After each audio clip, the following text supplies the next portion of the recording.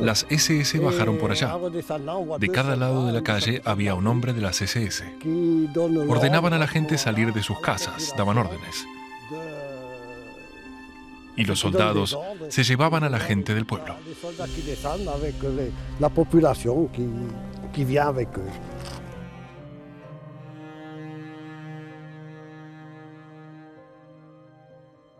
En el corazón de Francia, en el tranquilo pueblo de Oradour-sur-Glane, el nazismo cometió una de las monstruosidades más oscuras y devastadoras de su historia.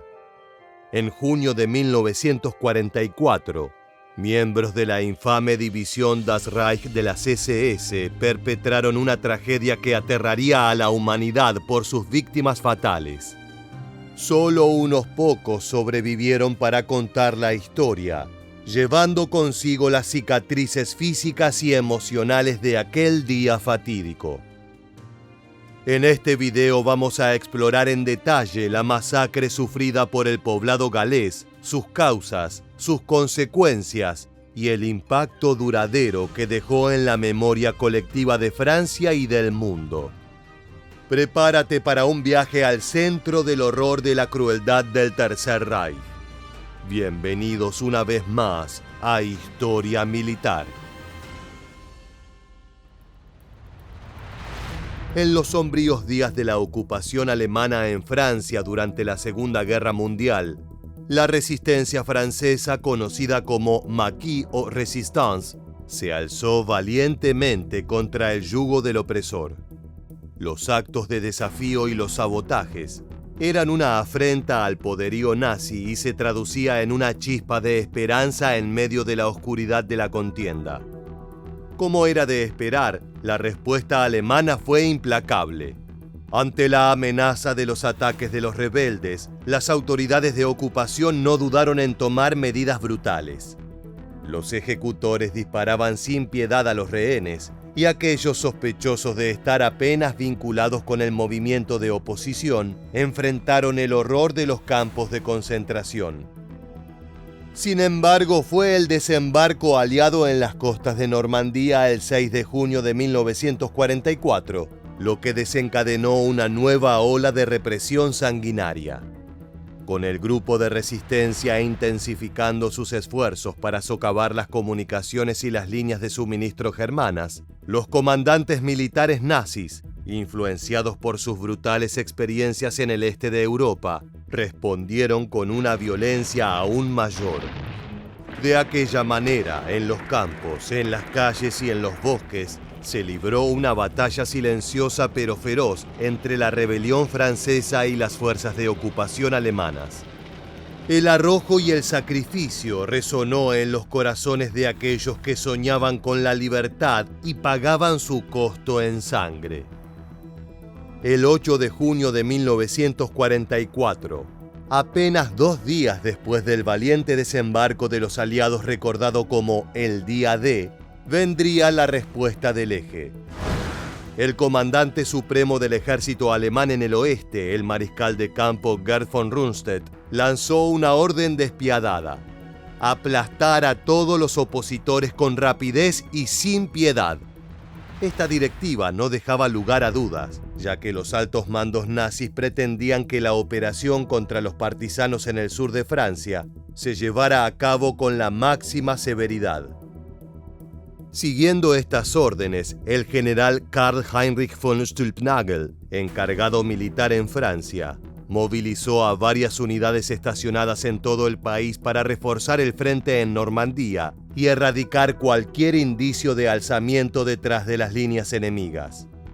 Entre las unidades desplazadas a la región se encontraba la temida Segunda División Panzerwaffen-SS Das Reich, que desde enero de ese mismo año se encontraba en la ciudad sureña de Montauban, lista para entrar en acción.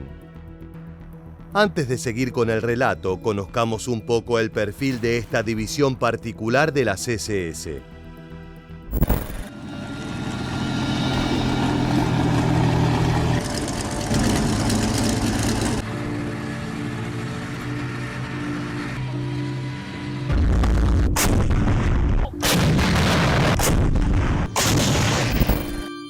Las brigadas Panzer de las SS representaron la élite de la máquina bélica nazi en la Segunda Guerra Mundial.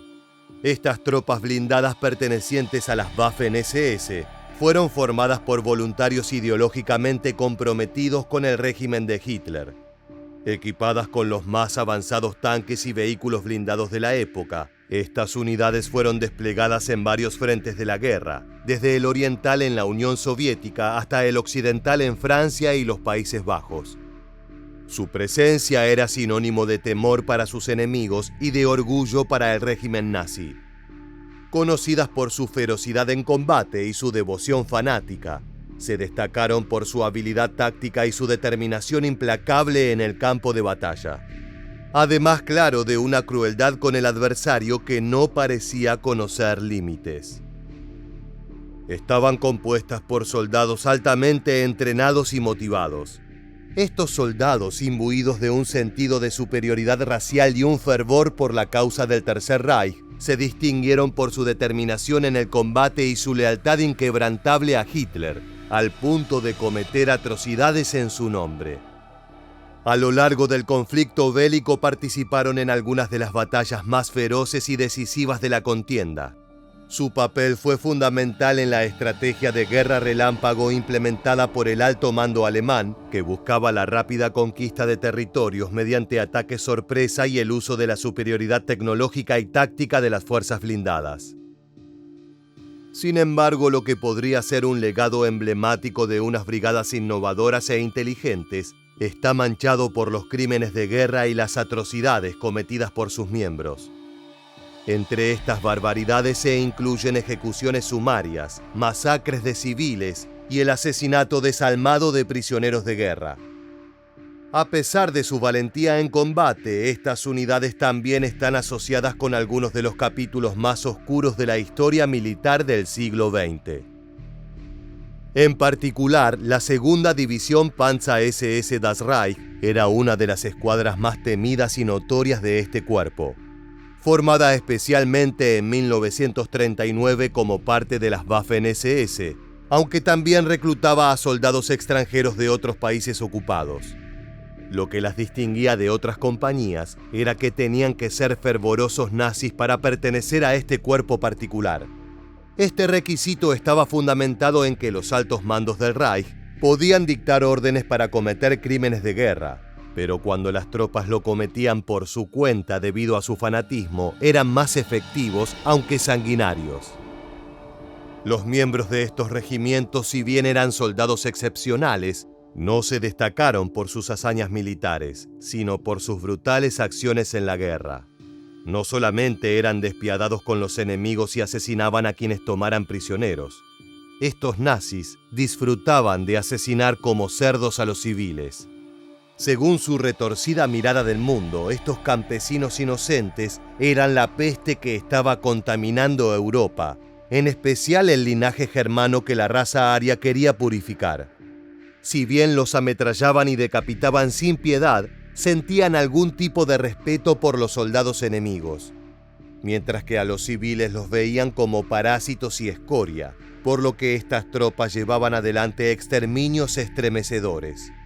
En particular, ganaron infamia por su participación en la masacre de Oradour-sur-Glane en Francia, el tema de nuestro video de hoy, donde más de cientos y cientos de habitantes fueron brutalmente asesinados. Esta violenta escuadra de soldados siniestros y tanques letales, dirigida por el general de división de las SS Heinz Bernhard Lammerding, había acumulado 2 años de experiencia en combate en el frente oriental antes de su traslado a Francia.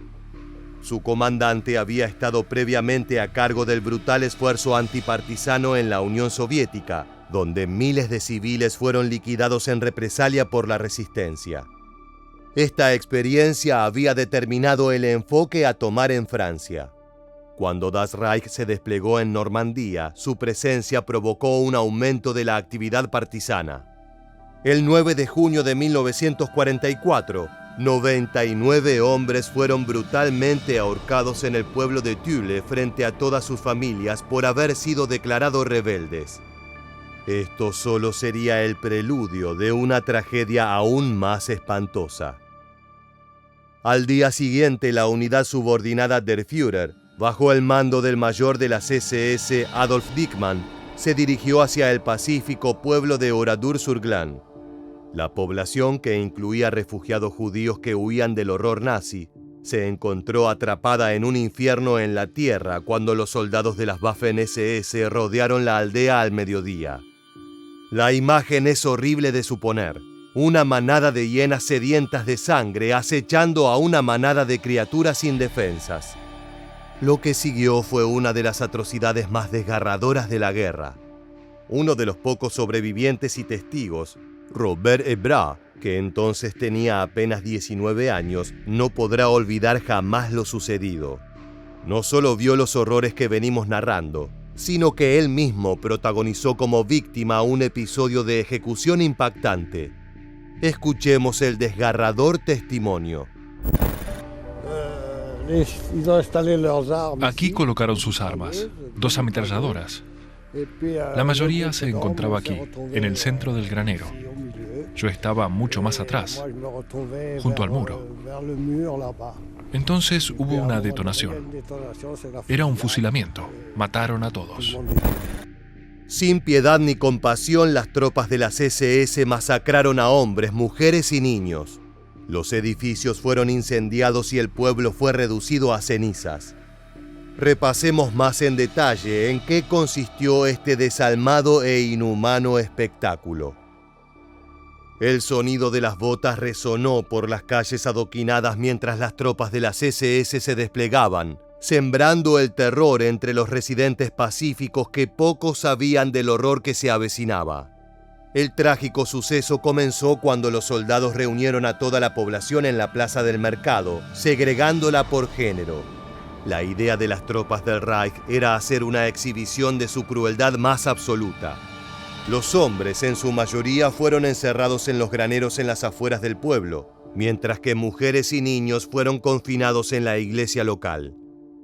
Los horrores desatados por las tropas de las SS en la pequeña villa francesa siguen siendo uno de los hechos más cruentos y menos mencionados de la Segunda Guerra Mundial por el dolor e incomodidad que despiertan.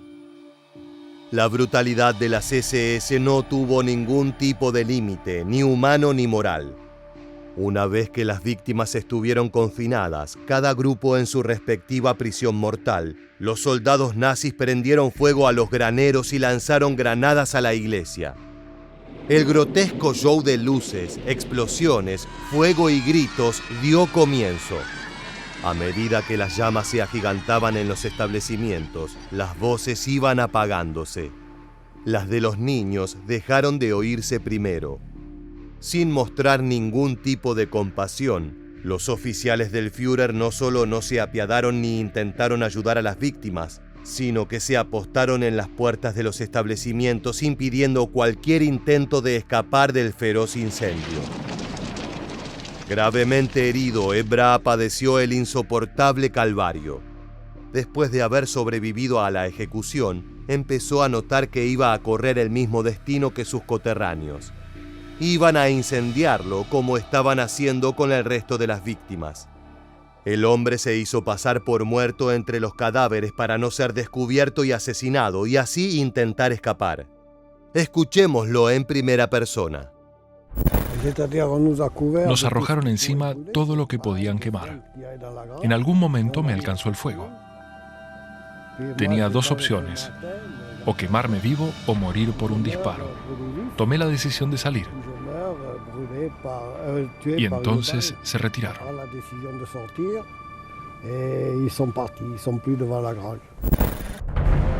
Después de la masacre, las tropas saquearon las viviendas vacías. Robaron todo lo que tenía algún tipo de valor y se repartieron el botín de acuerdo al rango de cada oficial. Todas las pertenencias, fotos y recuerdos fueron destruidos o dejados a un lado. Como un gran cierre siniestro, las milicias se emborracharon y rociaron con gasolina y alcohol cada una de las viviendas vacías y desvalijadas.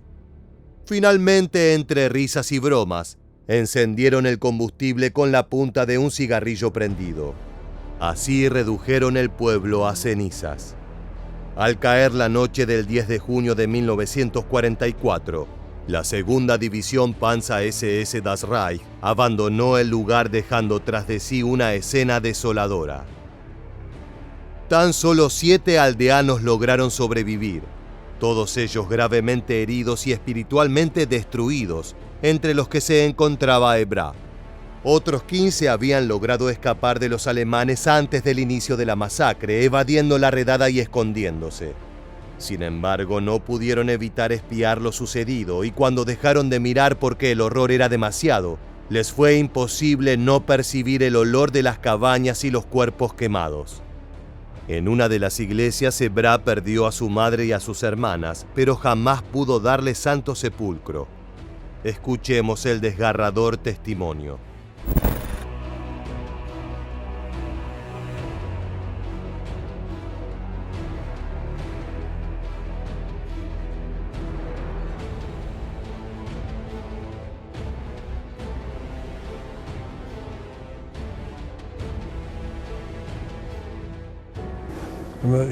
Miro alrededor y me pregunto, ¿dónde murieron?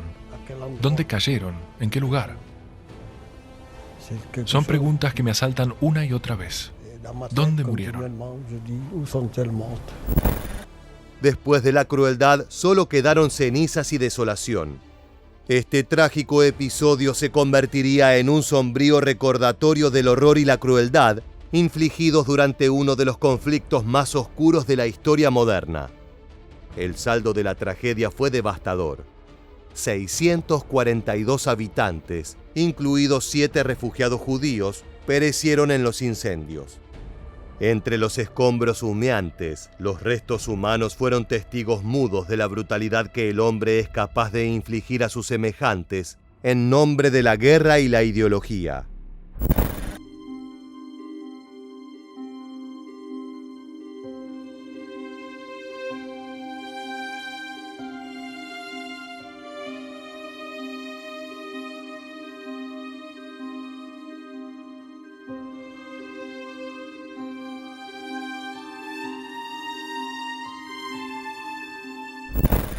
La masacre de Oradour-sur-Glane se convirtió en un punto de inflexión que generó una intensa atención, tanto en el ámbito nacional como internacional, en ese preciso momento de la guerra. Ante la presión y el escrutinio, el mando del ejército alemán y los oficiales de Das Reich se vieron obligados a buscar una explicación para justificar el horrendo acto perpetrado. Tras la partida de las tropas nazis del pequeño pueblo galo el 10 de junio, el mayor Adolf Dickmann convocó a sus oficiales y suboficiales, ordenándoles un férreo silencio respecto a los asesinatos. Les instruyó que en caso de ser interrogados, debían alegar que los insurgentes habían atacado a la división en la aldea y que los habitantes perecieron en medio del enfrentamiento armado. Esta versión fue posteriormente respaldada por el alto mando del ejército alemán, que la presentó al secretario de Estado del Ministerio de Defensa de Vichy, el general Eugène Bridoux, luego de que diplomáticos de la ciudad expresaran su protesta formal ante los acontecimientos del 10 de junio. Según la explicación alemana, los hombres del pueblo habrían fallecido durante el presunto enfrentamiento armado. Por su parte, las mujeres y los niños se habrían refugiado en la iglesia. Allí habían perecido a causa de la explosión de un supuesto depósito de municiones que los insurgentes habían escondido en el establecimiento. La detonación de dichos armamentos y balas habría desencadenado un incendio. Esta versión intentaba calmar la creciente indignación pública y evitar que el gobierno de Vichy cerrara filas con los aliados. Ante la gravedad de los hechos, el comandante en jefe del ejército alemán en Occidente ordenó una investigación criminal de la masacre. Sin embargo, debido a que las SS estaban bajo una jurisdicción diferente, la investigación estuvo a cargo del mismísimo juez de las SS, el mayor Detlef Ockrent, quien basó gran parte de sus conclusiones en el testimonio del capitán de esa misma fuerza, Otto Kahn.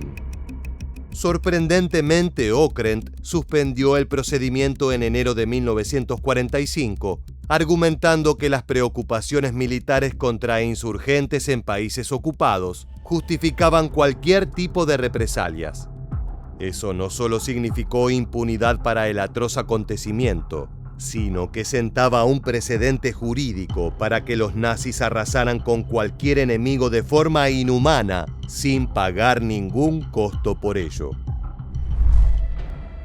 En conclusión, la masacre de Oradour-sur-Glane representa uno de los episodios más sombríos y trágicos de la Segunda Guerra Mundial. Muchas veces es utilizado por historiadores y especialistas para ejemplificar qué tipo de atrocidades llegó a disparar el odio nazi y la locura de la superioridad racial. Por ese motivo es importante recordar y honrar a las víctimas de Oradour-sur-Glane, así como reflexionar sobre las lecciones que podemos aprender de este oscuro capítulo de la historia para evitar que estas masacres se repitan en el futuro. Es muy interesante escuchar qué contesta este sobreviviente cuando se le pregunta si está dispuesto a perdonar la masacre. Sí, a los alemanes sí, pero nunca perdonaré a los que participaron y a quienes dieron las órdenes.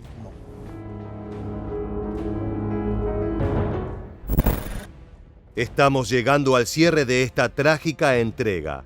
Esperamos leer tus valiosos comentarios y apreciamos tu participación. Te agradecemos haber llegado hasta el final y te esperamos en los próximos episodios de Historia Militar.